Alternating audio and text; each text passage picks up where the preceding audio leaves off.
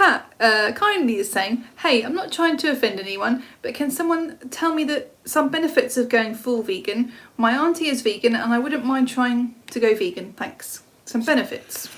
Right, so of course, like there's not hurting animals, there's the planetary thing, because animal agriculture is responsible for the largest part of most of the environmental ills. But as a nutritionist, you know, that's my kind of thing that I focus on. And what I will say is, if you're thinking in terms of health benefits, don't think in terms of vegan versus non-vegan. Think in terms of whole foods vegan versus every other eating modality. Because, you know, animal products raise your risk for 14 of the 15 leading causes of death. You know, all the chronic diseases, heart disease, cancer, diabetes, stroke, hypertension. But also junky plant foods like the refined oils, particularly coconut oil, palm oil, cocoa butter. You know, these raise your risk for heart disease just as much as animal products. So the biggest killer of vegans, biggest killer of people, you know, in general, is heart disease. The biggest killer of vegans, still heart disease. But if you eat whole foods vegan, or you could call it a whole foods plant-based diet, you can actually reverse heart disease. So there's Dr. Caldwell Esselstyn, he brought out a case series, and of the people who stuck to his diet that he prescribes, he reversed their heart disease in all but one case. And I wonder whether that guy was sneaking cheeseburgers out the back. Yeah, so in order to have the greatest health, you want to be eating legumes.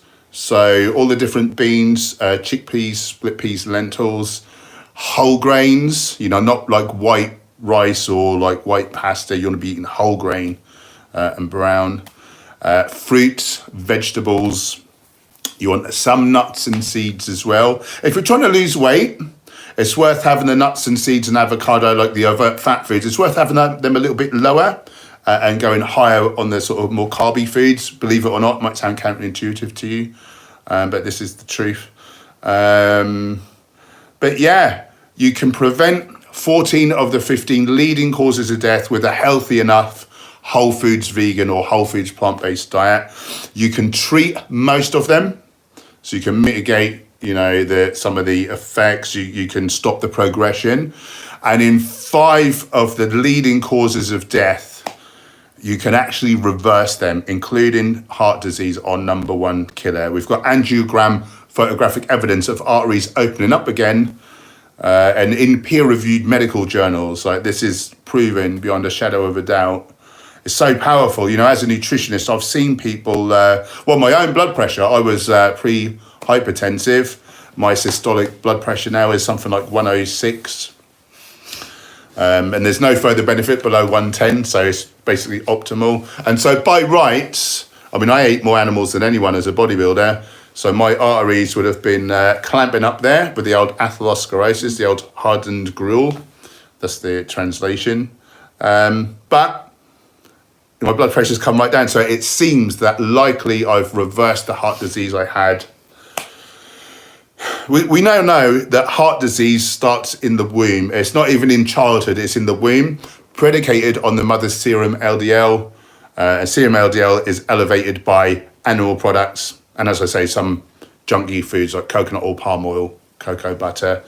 The higher the mum's serum LDL, the more likely that the fetus or unborn baby will have fatty lesions in the aorta, which leads to fatty streaks, which leads to atherosclerosis.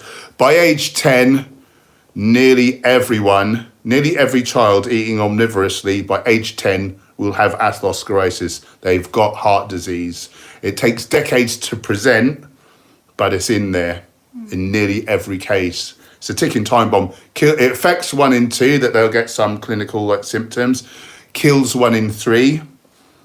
You can reverse it by eating a healthy enough vegan diet. But I must stress, don't just think, oh, vegan diet for health. No, whole foods vegan diet, whole foods plant-based diet versus animal products and processed plant foods like sugar, like oil, like refined flours, things like that, you know, and then chemical nonsense foods. We might like to just point out, like, go vegan as soon as you can. You want, do it for sure, 100%.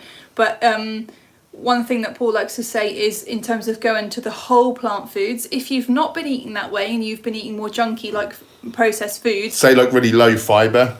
Yeah, really low fibre. If you go straight to eating all whole plant foods, then you might not give your gut microbiome a chance to adjust, because it's... So the bacteria that are living in your colon now, Gemma is talking about. Yeah, so the gut bacteria that you have will be the ones that need to process the foods that you have been eating. There won't be enough to process the foods that you swap to. So swap out a bit more slowly and gradually to have the best success. It's like you, not that I'm advocating for zoos, because they're animal prisons. We don't want zoos. But it's like it's like you had a zoo in your colon, and you've been preferentially feeding the meat eaters. So you've been putting your animal products in. And now imagine you suddenly just put a load of plants in there, but it's full of meat eaters. Well, the plants are going to ferment. You're going to get gas, bloating, possibly pain. It's going to be terrible. It's called dysbiosis. And so a lot of people say, oh, my body doesn't like these healthy foods. Like, I can't eat them.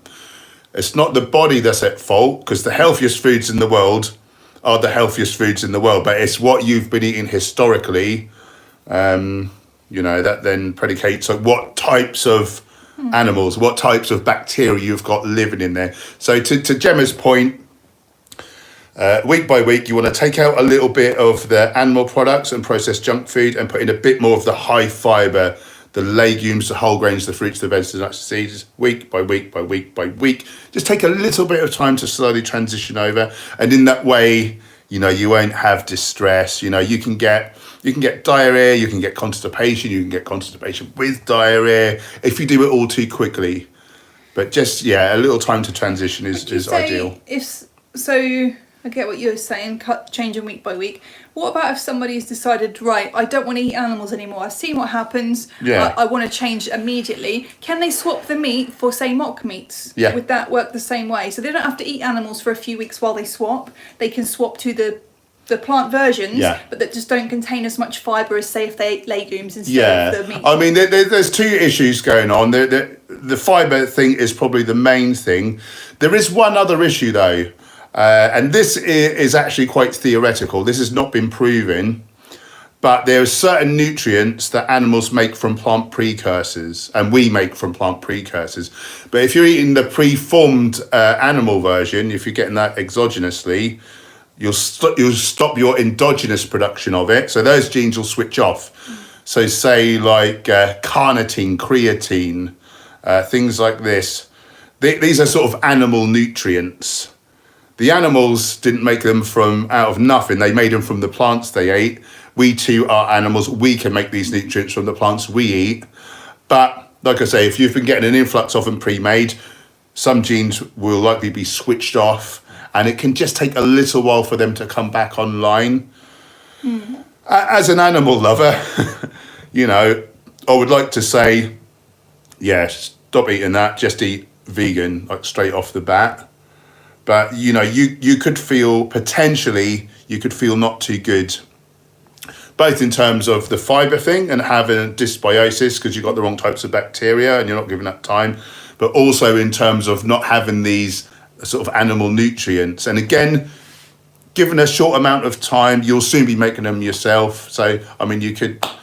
I went like 98% whole plant foods straight off the bat. You went 100%, didn't you? Yeah, but I was... Would you say that you got any negative feeling for not having the animal nutrients? I was feeling like death, and then I went vegan and I felt 10 times better immediately. So I came from already feeling terrible, so it was a huge improvement for me, and I didn't notice anything negative. But like I said, I was not like I was feeling great and then I swapped to notice if I still felt great. So it's hard for me to say personally. I think it's individual, isn't it? It depends. But before I went vegan, I'd already swapped to eating loads of salad, loads of raw things, quite a lot of fibre and healthful stuff. I just started to just suddenly cut out the meat. So it depends where you're coming from, doesn't it? How you've been eating, and you can always, if you maybe say you're getting some gas or something, you might then think, oh, maybe I'm eating too much fibre. I'll just ease it back a little bit and introduce it a bit more slowly, and see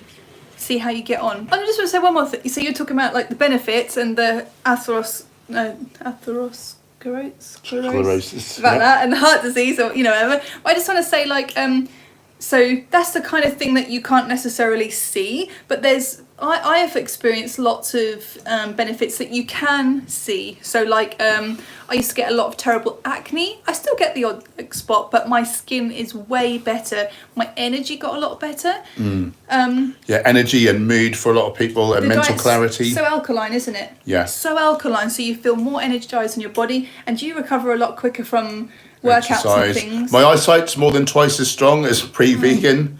No one really knows what that's about, but anecdotally, I hear a lot of vegans saying the same thing. That little gem made it into the Daily Mail, and I posted that online, and loads of people said me too. And my theory is that it's atherosclerosis in the capillaries feeding the eye. If your artery can get clogged up such that it can kill you, well, what about the tiny little capillaries and things? They're going to get clogged up sooner. Now, if you've not got oxygen and nutrients getting to your organs and your eyes, what do you think is going to happen? So that's my theory, that it reversed that. More energy, no more hay fever, no more tendinitis. It's very anti-inflammatory. So people normally notice a massive reduction in pain. They notice energy boost, mental clarity, brain function. Higher carb. We run off of carbohydrate. We're not meant to have high amounts of protein in the diet. So most people immediately notice some benefit, and then over the first few months, like month on month, the benefits tend to mount. But only, as I say, if you're eating a whole foods vegan diet. If you're eating oil and sugar, don't expect any great shakes. Yeah. Good words. Good words. I think you're thinking about going, but I just... Oh, God. I think there was a... I'm doing overtime.